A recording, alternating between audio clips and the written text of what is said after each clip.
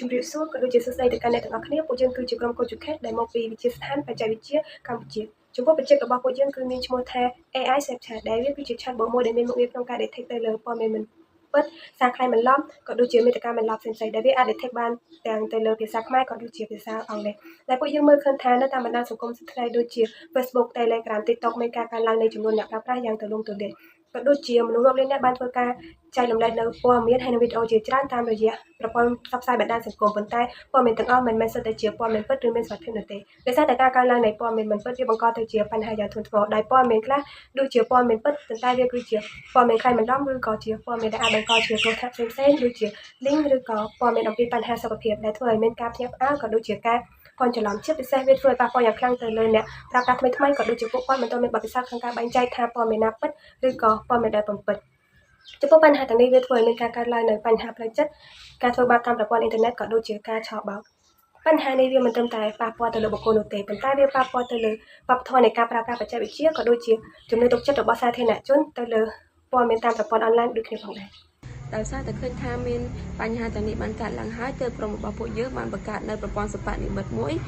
ដើម្បីអាចរកមើលឃើញថាព័ត៌មានមិនពិតនិងសារដែលមានអត្ថន័យគំរាមកំហែងឬប៉ះពាល់ក្នុងនៅជាភាសាខ្មែរនិងភាសាអង់គ្លេស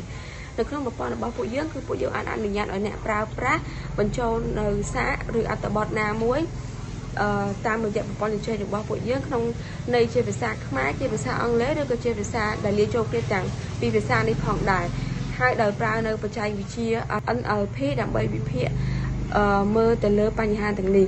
នៅពេលវិភាគរួចហើយលទ្ធផលនឹងបង្ហាញប្រាប់ទៅកាន់ user វិញថាសារឬអត្ថបទនោះមានសុវត្ថិភាពឬជាសារដែលមានការគំរាមកំហែងគ្រោះថ្នាក់ឬជាការលួចបន្លំដូចដែលយើងបានដឹងពី color របស់ហៅថាការរីករាលដាលនៃព័ត៌មានមិនពិតការឆបោកតាមប្រព័ន្ធអ៊ីនធឺណិតបានក្លាយទៅជាបញ្ហាមួយដែលគួរឲ្យព្រួយបារម្ភជាខ្លាំងដូច្នេះហើយ AI Chat ជា tool មួយដែលនឹងទៅចូលរួមចំណែកជួយដោះស្រាយនៅរាល់បញ្ហាទាំងអស់នោះ AI Chat ផ្ដល់មុខងារឲ្យអ្នកប្រើប្រាស់អាចត្រួតពិនិត្យមើលថាតើព័ត៌មានដែលពួកគេបានឃើញនៅលើបណ្ដាញសង្គមជាព័ត៌មានដែលអាចទុកចិត្តបានឬក៏អត់មុនពេលដែលសម្រេចចិត្តធ្វើការចែកចាយបន្តដូច្នេះហើយវាជួយទប់ស្កាត់ពីការរីករាលដាលនៃព័ត៌មានមិនពិតជួយការពារអ្នកប្រើប្រាស់ពីការបោកបញ្ឆោតផ្សេងៗតាមប្រព័ន្ធអ៊ីនធឺណិតមិនតែប៉ុណ្ណោះវាក៏ជួយឲ្យអ្នកប្រើប្រាស់ចេះពីរបៀបកត់សម្គាល់ពីខ្លឹមសារផ្សេងៗដែលបង្កគ្រោះថ្នាក់ដូច្នេះពួកគេអាចការពារខ្លួនឯងនិងអ្នកដទៃបានហើយអ្វីដែលកាន់តែពិសេសនោះគឺ tool មួយនេះក៏មាន support ជាភាសាខ្មែរផងដែរជាចុងក្រោយពួកយើងសង្ឃឹមថាពួកយើងនឹងអាចមានឱកាសដើម្បីធ្វើឲ្យ project មួយនេះលេចចេញជារូបរាងឡើងដើម្បីចូលរួមជាចំណែកមួយជួយឲ្យប្រព័ន្ធ digital នៅប្រទេសកម្ពុជាក្លាយជាទីកន្លែងដែលមានសុវត្ថិភាពសម្រាប់មនុស្សគ្រប់រូបសូមអរគុណ